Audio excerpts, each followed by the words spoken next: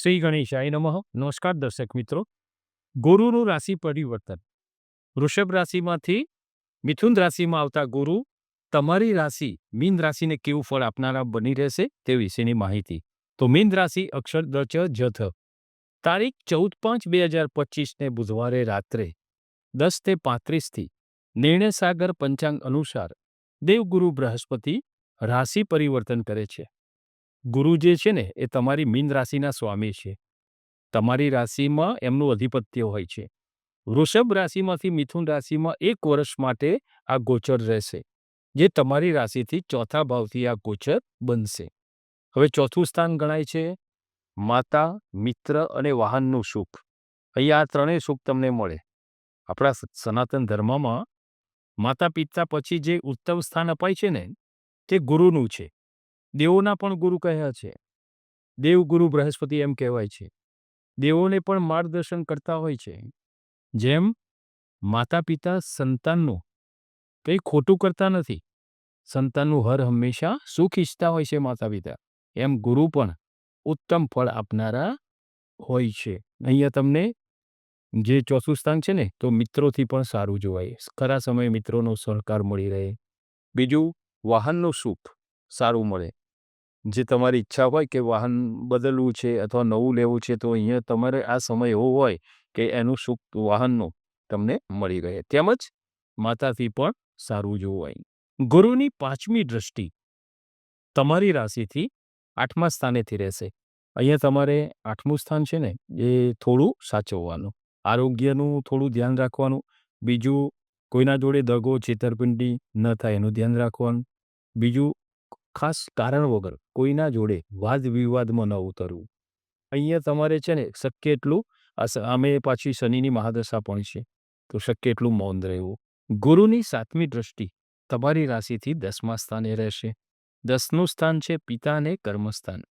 અહીંયા ગુરુની દ્રષ્ટિથી તમને પિતાનું સુખ સારું મળે.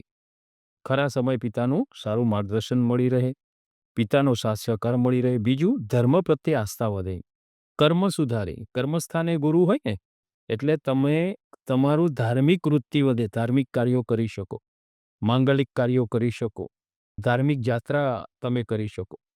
ગુરુ તમને કહેવાય ને કે ધર્મ પ્રત્યે વાળે, ધર્મ કાર્યો કરાવે. કર્મસ્થાનના ગુરુ તમારો પરોપકારી સ્વભાવ છે. મીન રાશિનો સ્વભાવ જે છે ને પરોપકારી, ઘરનું કામ પછી પણ બીજાની સેવાનું કામ પહેલા, એ તમારો ખૂબ જ એનાથી સારું રહેશે. તમને પ્રકૃતિનો સાથ સહકાર એનાથી મળી રહે છે.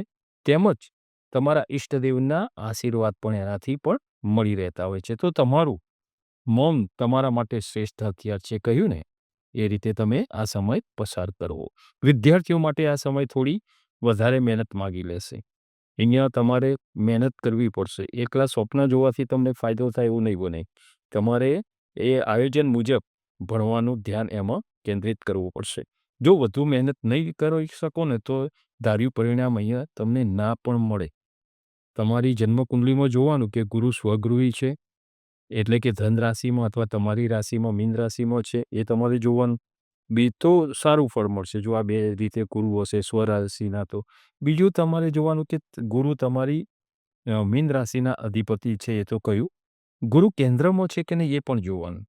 બીજું તો એમાં સારું ફળ આપે, અથવા તો એમના જોડે શુભ ગ્રહ હોય ને તો પણ સારું ફળ આપનારા હોય છે. કોઈ અશુભ ગ્રહની દ્રષ્ટિ ના હોય, પાપગ્રહની, એ પણ જોવાનું રહેતું હોય છે. તો આ સમય થોડો તમારે સંભાળી લેવાનું રહેશે. ખૂબ મહેનત કરી લેવી પડશે, તો જ એનું ધાર્યું પરિણામ તમને ગુરુ કૃપાથી મળશે. અહીંયા 1 વર્ષ માટે ગુરુની અતિચારી ચાલ છે. અહીંયા ગુરુની 1 વર્ષ માટે ગુરુની અતિચારી ચાલ છે, એટલે કે ખૂબ તેજ ચાલ છે. અહીંયા તમારે શનિની મહાદશાનું પણ આ તબક્કો બીજો ચાલી રહ્યો છે. આથી ખાસ કોઈનામાં મધ્યસ્થી રહેવું નહીં. વ્યસન ખોટું હોય તો એ છોડી દેવું, વ્યસન ન કરવું. નોકરીમાં પણ કોઈ સાથે વાદ વિવાદમાં ન ઉતરવું. ઉપરી અધિકારી સાથે સંબંધો ન બગડે તેનું ધ્યાન રાખવાનું. કોઈ ઉતાવળો નિર્ણય ન લેવો. કારણ વગર કોઈ ખોટો આવેશમાં આવીને નિર્ણય લેશો તો પાછળથી તકલીફ થઈ શકે. નિર્ણય લેવામાં ઉતાવળિયું પગલું ન ભરવું. જેસે તે કોઈ પણમાં કોઈ મોટું પરિવર્તન નહીં કરવું. આ સમય એવો છે કે જેસે તે જે સ્થિતિમાં છો એ રીતે તમારે થોડો સમય પસાર કરી લેવાનો. સમય સાથે સમજી વિચારીને આગળ તમે પરિવર્તન કરી શકો છો. અહીંયા તમને પારિવારિક, કૌટુંબિક સંબંધોમાં પણ ઉતાર-ચઢાવ જોવાશે. તમને પણ એમ લાગે કે આ સારું કર્મ કર્યું છે, છતાંય આ લોકો કેમ અમારી સાથે આ ગ્રહોની યુતિ આવી રીતે હોય છે ને ત્યારે કહેવાય છે ને કપડું પણ સાથ નથી આપતું. તો આ સમય થોડો પણ આ સમય પણ નીકળી જશે. તમારે એનો રસ્તો, ઉપાય બતાવું છું એ પાછળ, એ તમે સાંભળી લેજો. સમય સાથે બધું બદલાયા કરતું હોય છે. પોઝિટિવ રહેવું એ ખૂબ જરૂરી છે. તમારે શું કરવાનું કે ગુરુવારે ચણાની દાળ ભીગોઈને, પલાળીને એમાં થોડો ગોળ મૂકીને ગાયને ખવડાવવી અને ગુરુ મંત્ર રીમ ગુરુવે નમઃ, રીમ ગુરુવે નમઃ, આ ગુરુ મંત્રનો જાપ કરવો. એનાથી જે કોઈ પણ નાની મોટી તકલીફ હશે એ દૂર થશે અને એ તમને શ્રેષ્ઠ, સારું, ઉત્તમ ફળ આપી શકશે. ઓવરઓલ જે મેં કીધું ને, તો જોઈએ તો ગુરુનું રાશિ પરિવર્તન તમારા માટે આમ ખૂબ સારું પણ નહીં ને ખૂબ ખરાબ પણ નહીં, ઠીક ઠીક એવું જોવાશે. નમો નારાયણ.